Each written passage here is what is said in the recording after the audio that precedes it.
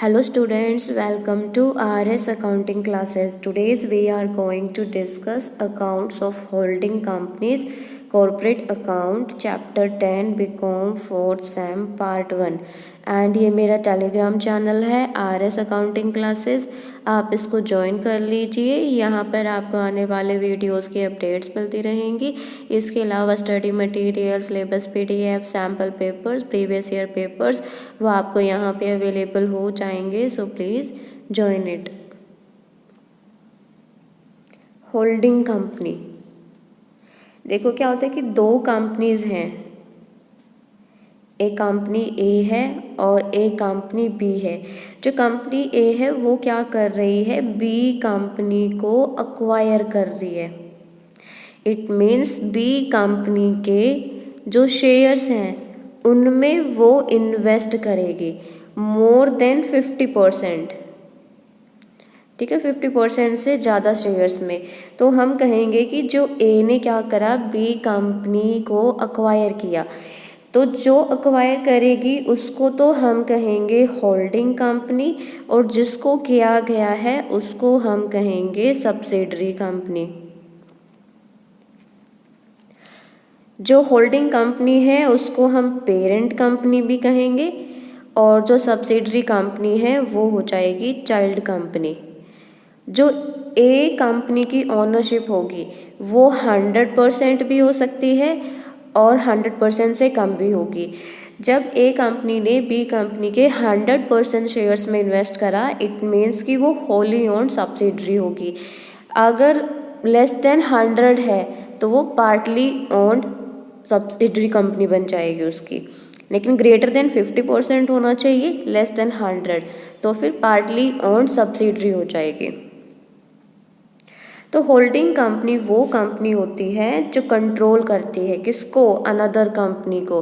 कैसे कंट्रोल करेगी, by acquiring all और majority of its shares, carrying voting rights और controlling the composition of its board of directors, कि उस company के सारे या फिर मेजॉरिटी में, मेजॉरिटी मीन्स ग्रेटर देन 50%, जो शेयर्स है उनको अक्वायर करके उसको फिर वोटिंग राइट्स मिल जाएगा, और वो जो बोर्ड ऑफ डायरेक्टर की कंपोजिशन है उसको कंट्रोल करेगी।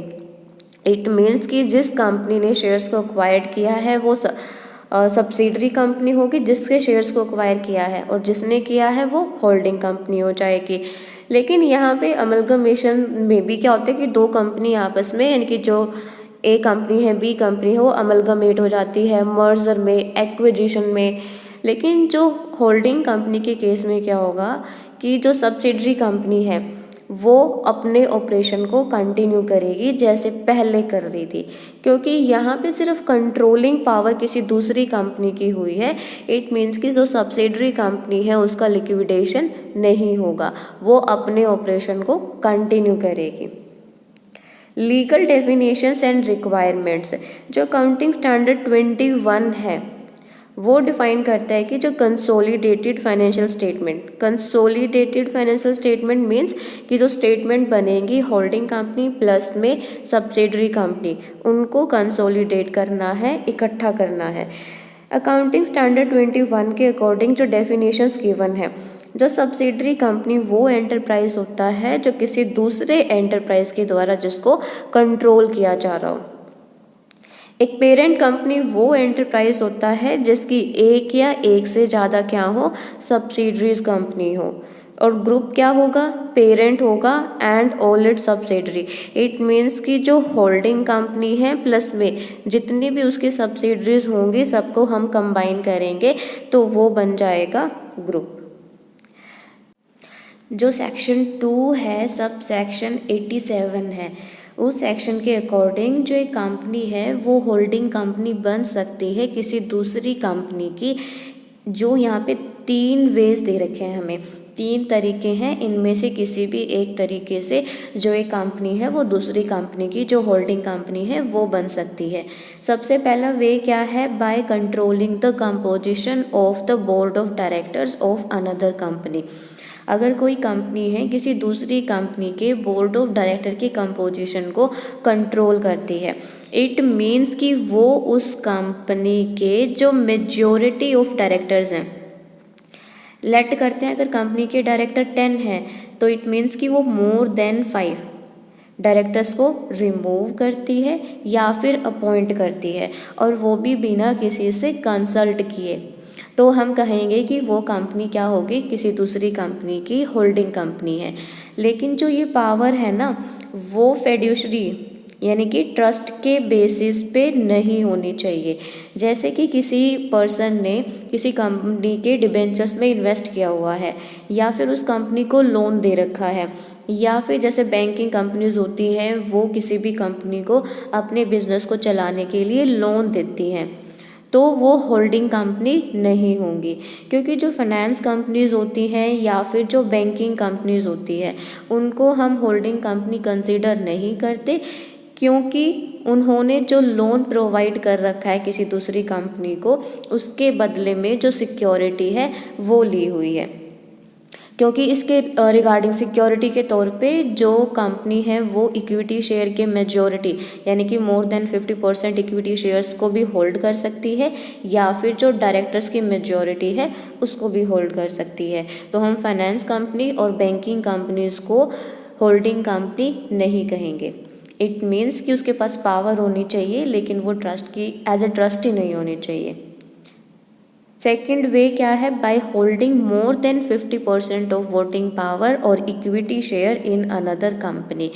अगर किसी भी कंपनी की 50% से ज़्यादा वोटिंग पावर है या फिर इक्विटी शेयर्स में है 50% से ज़्यादा, तो वो कहेंगे कि वो कंपनी क्या है, किसी दूसरी कंपनी की होल्डिंग कंपनी है। सेम बात यहीं पे कि यहाँ पे भी जो फिड्यूशरी रिलेशनशिप नहीं होना चाहिए।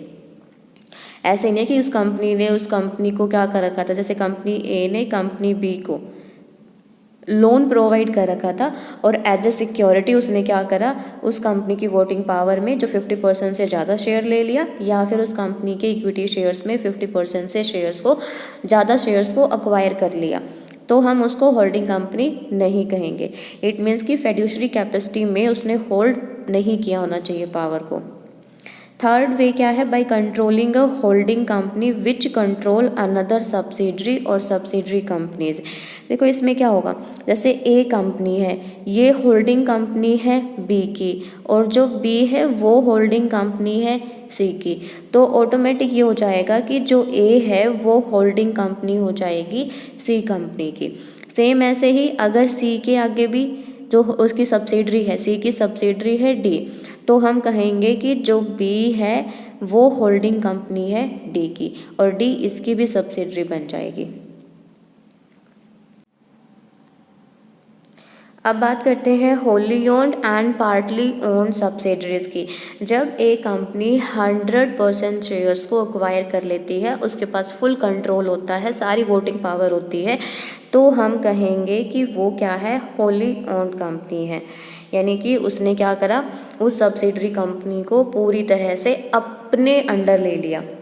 दूसरी तरफ जो पार्टली ओन्ड सब्सिडरी होंगी उसमें क्या है कि majority shares means more than 50% shares को ही होल्डिंग कंपनी ने ओन कर रखा है। जो पार्टली ओन्ड सब्सिडरी है यानी कि इसमें क्या होगा, जैसे कि एक कंपनी है ए, उसने क्या करा, बी कंपनी के शेयर्स में इन्वेस्ट करा, और लेट करते उसने 60% शेयर में इन्वेस्ट करा, तो रिमेनिंग कितने बच गए, 40%। इट मीन्स कि जो 60% शेयर होल्डर्स हैं उन्होंने तो ए कंपनी को अपने शेयर्स को सेल कर दिया, लेकिन जो 40% शेयर होल्डर्स थे उन्होंने इनको सेल नहीं करा।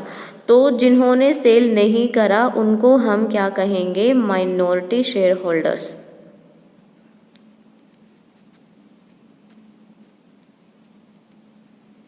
या फिर हम कहेंगे उनको आउटसाइडर्स। और जो भी उनका असेट्स वगैरह में अगर कोई भी इंटरेस्ट है उसको हम कहेंगे माइनॉरिटी इंटरेस्ट।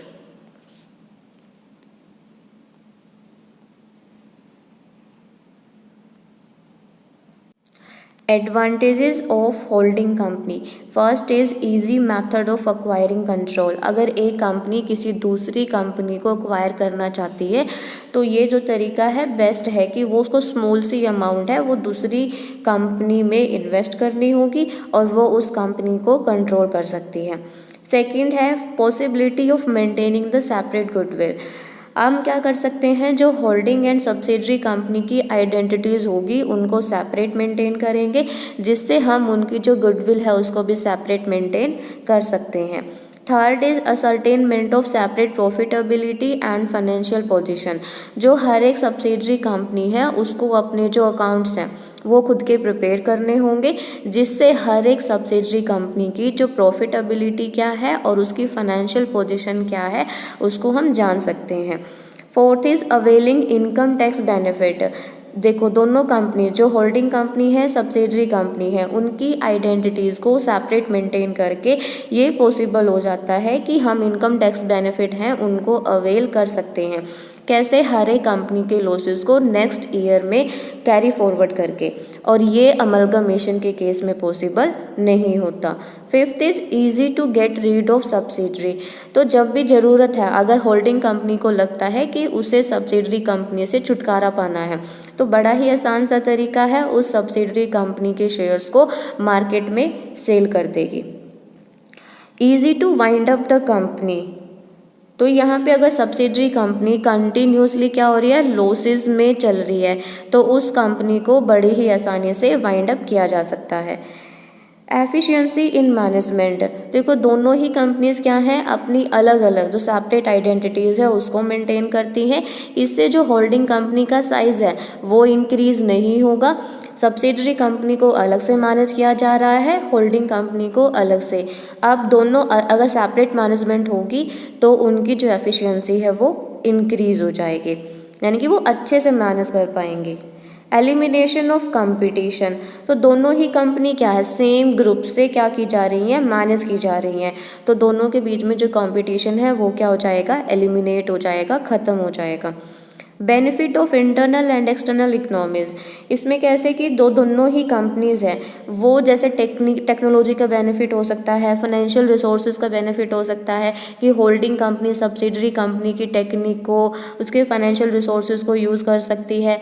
सेम ऐसे ही सब्सिडरी कंपनी भी होल्डिंग कंपनी के जो भी टेक्निकल रिसोर्सेज है या फिर फाइनेंशियल रिसोर्सेज है उनके रिगार्डिंग हेल्प ले सकती है।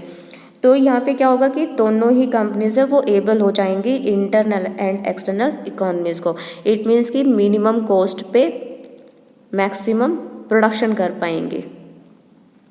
अदर एडवांटेजेस और भी फ़ायदे हैं, जैसे कि दोनों ही कंपनीज की क्या होगी, ओवरऑल जो गुडविल है वो इंक्रीज़ हो जाएगी, जिससे दोनों ही कंपनी की जो क्रेडिट वर्दीनेस है वो इंक्रीज़ होगी। जो रॉ मटेरियल की सप्लाई है वो भी स्मूथ हो जाएगी। कैसे, अगर कोई भी मटेरियल होल्डिंग कंपनी को नहीं मिल रहा तो वो सब्सिडरी कंपनी से ले सकती है, अगर सब्सिडरी कंपनी को नहीं मिलेगा तो वो होल्डिंग कंपनी से ले सकती है, क्योंकि दोनों ही क्या है, सेम ग्रुप से कंट्रोल हो रही हैं। और यहाँ पे क्या होता है कि अश्योर्ड मार्केट भी अश्योर्ड हो जाएगा, क्योंकि जो सब्सिडरी कंपनी और होल्डिंग कंपनी की आइडेंटिटी सेपरेट है, तो जो सब्सिडरी कंपनी के कस्टमर्स होंगे उस मार्केट में भी जो होल्डिंग कंपनी है वो अपने प्रोडक्ट को सेल कर सकती है।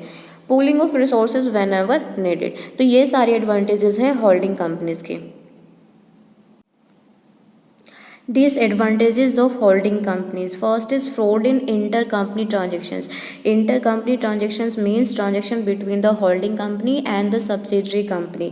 अगर उनको फ्रॉड करना है, इट मीन्स वो बहुत ही ज़्यादा हाई वैल्यू पे या बहुत ही लो वैल्यू पे जो ट्रांजेक्शन्स है वो करके भी फ्रॉड कर सकते हैं। Second is fear of operation of the minority share holder. जो सब्सिडरी कंपनी है अगर उसको इस मैनर में रन किया जाए कि जिसे होल्डिंग कंपनी जैसे चाह रही है, यानी कि जैसा उसका इंटरेस्ट उसमें फ़ायदा है, अपने फ़ायदे के लिए वो सब्सिडरी कंपनी को चला सकती है। उसके जो फाइनेंशियल या फिर अदर रिसोर्सेज है होल्डिंग कंपनी उनको अपने फ़ायदे के लिए, अपने बेनिफिट के लिए यूज़ कर सकती है। इससे क्या होगा कि जो माइनॉरिटी शेयर होल्डर्स हैं, जब पार्टली ओन सब्सिडरी हो, अगर 75% तो अक्वायर कर लिए होल्डिंग कंपनी ने, रिमेनिंग कितने बचे, 25%, ये माइनॉरिटी शेयर होल्डर्स हो जाएंगे। लेकिन होल्डिंग कंपनी क्या कर रही है, अपने बेनिफिट के लिए उस सब्सिडरी कंपनी के रिसोर्सेज को यूज़ कर रही है, जिससे क्या होगा, माइनॉरिटी शेयर होल्डर के इंटरेस्ट को ऑप्रेस किया जाएगा, उसको दबाया जा सकता है। फोर्स्ड अपॉइंटमेंट ऑफ डायरेक्टर्स, तो सब्सिडरी कंपनी के डायरेक्टर्स की अपॉइंटमेंट होगी या फिर अदर ऑफिसर्स की जो अपॉइंटमेंट होगी, जैसा होल्डिंग कंपनी को सही लगता है वो अपने हिसाब से उनकी अपॉइंटमेंट कर सकती है। और उनकी जो सैलरी वगैरह होगी वो भी होल्डिंग कंपनी फिक्स करेगी ज़्यादा हाई रेट से, क्योंकि होल्डिंग कंपनी की आइडेंटिटी अलग है, सब्सिडरी कंपनी की आइडेंटिटी अलग है। तो वो अपने जो फ्रेंड्स और रिलेटिव्स वगैरह हैं उनको एज अ डायरेक्टर अपॉइंट कर सकती है और उनकी रेम्युनरेशन को भी हाई रेट से फिक्स कर सकती है। Difficulty in ascertaining the true financial position, जो शेयर होल्डर्स होते हैं होल्डिंग कंपनी में वो अवेयर नहीं होते किस बारे में कि जो भी सब्सिडरी कंपनीज है उनकी ट्रू प्रॉफिटेबिलिटी क्या है और उनकी ट्रू फाइनेंशियल पोजीशन क्या है। सेम ऐसे ही जो क्रेडिटर्स होते हैं या फिर आउटसाइड शेयर होल्डर्स होते हैं उनको भी कंपनी की जो ट्रू पिक्चर है उसके बारे में पता नहीं चलता। फियर ऑफ मिसमैनेजमेंट, तो जहाँ पे जो ग्रुप है अगर वो गुड नंबर ऑफ कॉन्स्टिट्यूएंट्स है, इट मीन्स कि जो पार्टिसिपेंट्स है वो ज़्यादा हैं और जो मैनेजरियल एबिलिटी है वो लिमिटेड है, तो जब ज़्यादा ग्रुप मतलब कि नंबर्स में कंपनी ज़्यादा हो जाएंगी, मैनेजमेंट करने वाले बहुत कम है, तो उस केस में पॉसिबिलिटी है कि एज अ ग्रुप यानी कि एज अ होल वो मिसमैनेजमेंट कर सकते हैं, यानी कि वो अच्छे से मैनेज नहीं कर पाएंगे। Difficulties in valuing the inventory, एक और यहाँ पे डिफ़िकल्टी है उसको हम एक्सपीरियंस कर सकते हैं, क्योंकि जो अगर इंटर कंपनी गुड्स होंगे यानी कि होल्डिंग कंपनी के गुड्स जा रहे हैं सब्सिडरी कंपनी में, सब्सिडरी कंपनी के गुड्स आ रहे हैं होल्डिंग कंपनी में, अगर वो ह्यूज क्वांटिटीज़ में हैं तो उनकी जो वैल्यू होगी, ट्रू वैल्यू होगी, उसको असरटेन करना थोड़ा सा डिफ़िकल्ट हो जाएगा। स्पेकुलेशन इन शेयर्स, तो कई बार क्या कर सकती है जो कंपनीज है वो प्रॉफिट्स को मैनिपुलेट करके, कंपनी के रिजर्व्स को मैनिपुलेट करके, इंटर कंपनी सेल्स करके जो डायरेक्टर्स होते हैं कंपनी के वो सब्सिडरी कंपनी के शेयर्स को स्पेकुलेट कर सकते हैं। इट मीन्स कि वो अपने हिसाब से यानी कि उसने प्रॉफिट में, रिजर्व में, इंटर कंपनी सेल्स में चेंजेस करे, अगर उनको शेयर्स की वैल्यू ज़्यादा करनी है तो वो भी कर सकते हैं, अगर शेयर्स की वैल्यू कम करनी है तो वो भी कर सकते हैं। और ऐसा कब होगा, जब उस कंपनी के शेयर्स को स्टॉक एक्सचेंज में लिस्ट करवाया जाता है। Creation of the secret reserve, तो यहाँ पे क्योंकि बड़े ही अच्छे तरीके से यानी कि क्या कर सकती है जो कंपनी है वो सीक्रेट रिजर्व है उसको क्रिएट कर सकती है, और इससे किसको नुकसान होगा, जो माइनॉरिटी शेयर होल्डर्स होते हैं उनको लॉस हो जाएगा, क्योंकि उन सीक्रेट रिजर्व के बारे में जो माइनॉरिटी शेयर होल्डर का इंटरेस्ट है वो सेटिस्फाइड नहीं होगा, उनको ऑप्रेस किया जाएगा। तो ये सारी क्या है, डिसएडवांटेजेस हैं होल्डिंग कंपनीज की। Consolidated financial statements, consolidated means इकट्ठा, एक साथ करना। तो जो होल्डिंग कंपनी है प्लस में उसकी सब्सिडरीज कंपनी है उन सबको एज अ ग्रुप यानी कि जो सिंगल एंटिटी है वो मान के उनकी जो फाइनेंशियल इंफॉर्मेशन होगी वो प्रेजेंट करनी होगी, और जो भी रिसोर्सेज है, इकोनॉमिक रिसोर्सेज है जो उस ग्रुप के द्वारा कंट्रोल किए जा रहे हैं, उसके ऊपर ऑब्लिगेशंस है कि वो रिजल्ट्स को प्रेजेंट करे कि उन रिसोर्सेज को यूज़ करके क्या रिजल्ट आया। और जो अकाउंटिंग स्टैंडर्ड 21 है कंसोलिडेटेड फाइनेंशियल स्टेटमेंट्स का, वो इशू की जाएगी किसके द्वारा, council of institute of chartered accountant of India. और ये इफेक्ट में कब आया था, जो भी अकाउंटिंग पीरियड जो कमेंस होता है 1 अप्रैल 2001 को या फिर उसके बाद। जो एक एंटरप्राइज है उसको कंसोलिडेटेड जो फाइनेंशियल स्टेटमेंट्स है वो प्रिपेयर करनी होंगी, और साथ में जो भी स्टैंडर्ड के अंदर मेंशन है प्रोविजंस, उन प्रोविजंस के अकॉर्डिंग उन स्टेटमेंट्स को प्रिपेयर करना है। और ये जो स्टैंडर्ड्स होंगे वो स्पेसिफाई करते हैं कि जो एक पेरेंट कंपनी होगी वो कंसोलिडेटेड फाइनेंशियल स्टेटमेंट्स को प्रेजेंट करेगी, इसके साथ साथ में वो सेपरेट अलग अलग कि होल्डिंग कंपनी के अकाउंट्स को अलग मेंटेन किया जाएगा एंड सब्सिडरीज कंपनी के अकाउंट्स को अलग मेंटेन किया जाएगा। Advantages of consolidation of financial statement. तो first is unified source document. जब हम होल्डिंग एंड सब्सिडरी कंपनी को एक सिंगल एंटिटी के तौर पे लेके चल रहे हैं तो उनको यानी कि एक सिंगल जो प्रॉफिट एंड लॉस अकाउंट है उसको प्रिपेयर करना है, सिंगल बैलेंस शीट है उसको प्रिपेयर करना है। इससे क्या हो जाएगा, जो उनके सोर्स डॉक्यूमेंट है वो यूनिफाइड हो जाएंगे और जो ट्रू पिक्चर है उनके ऑपरेटिंग रिजल्ट्स की वो पता चलेगी। होल्डिंग कंपनी एंड उसकी सब्सिडरी कंपनीज की जो भी फाइनेंशियल पोजीशन है वो पता चलेगी।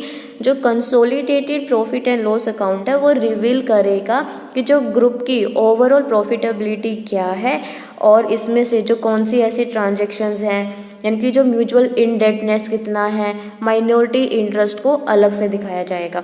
म्यूचुअल इनडेटनेस को हम क्या कर देंगे, एलिमिनेट कर देंगे। इट मीन्स कि अगर होल्डिंग कंपनी ने सब्सिडरी कंपनी से कुछ लेना है, सेम ऐसे ही सब्सिडरी कंपनी ने अगर होल्डिंग कंपनी से कुछ लेना है तो उन दोनों को आपस में हम राइट ऑफ करके यानी कि एलिमिनेट करके जो रिमेनिंग अमाउंट है उसको शो करेंगे। Second is ascertainment of return on investment in subsidiary companies. Holding company के केस में क्या होता है कि जो भी सब्सिडरी कंपनी के शेयर्स में इन्वेस्टमेंट की है होल्डिंग कंपनी ने, उस पर रिटर्न क्या है उसको हम सिर्फ डिविडेंड जो रिसीव हुआ है उस इन्वेस्टमेंट पे उसके बेसिस पे मेज़र नहीं करना चाहिए। उसको हम जो टोटल शेयर होल्डिंग है उनकी होल्डिंग कंपनी का जो टोटल शेयर है उसके अकॉर्डिंग हम उसको मेज़र करेंगे, यानी कि उसका रिवेन्यू प्रॉफिट में कितना शेयर है, सब्सिडरी कंपनीज का जो रिवेन्यू प्रॉफिट है उसमें कितना शेयर्स है, ओवरऑल हम उसके बेसिस पे ही जो शेयर्स की वैल्यू है उसको मेज़र किया जाएगा। और ये जो इन्फॉर्मेशन है कहाँ से प्रोवाइड होंगी, कंसोलिडेटेड फाइनेंशियल स्टेटमेंट से ही प्रोवाइड होंगी। Third is ascertainment of intrinsic value of shares. जो ट्रू इंट्रिंसिक वैल्यू होगी शेयर्स की, जो होल्डिंग कंपनी की शेयर्स हैं वो सिर्फ और सिर्फ हम बैलेंस शीट, जो कंसोलिडेटेड बैलेंस शीट के द्वारा जो भी इंफॉर्मेशन प्रोवाइड की गई है उन्हीं इंफॉर्मेशन के बेसिस पे कैलकुलेट कर सकते हैं। मेजरमेंट ऑफ लिक्विडिटी कि यहाँ पे जो हमें होल्डिंग कंपनी की ही नहीं बल्कि जो होल्डिंग कंपनी प्लस में उसकी सब्सिडरीज कंपनी है उन दोनों की जो लिक्विडिटी है उसको मेज़र कर सकते हैं। किसकी हेल्प से, कंसोलिडेटेड फाइनेंशियल स्टेटमेंट की हेल्प से। Fifth is evaluation of efficiency of holding company. जो ओवरऑल एफिशिएंसी है होल्डिंग कंपनी उसको भी हम जज कर सकते हैं किसके बेसिस पर, कंसोलिडेटेड फाइनेंशियल स्टेटमेंट्स के बेसिस पर।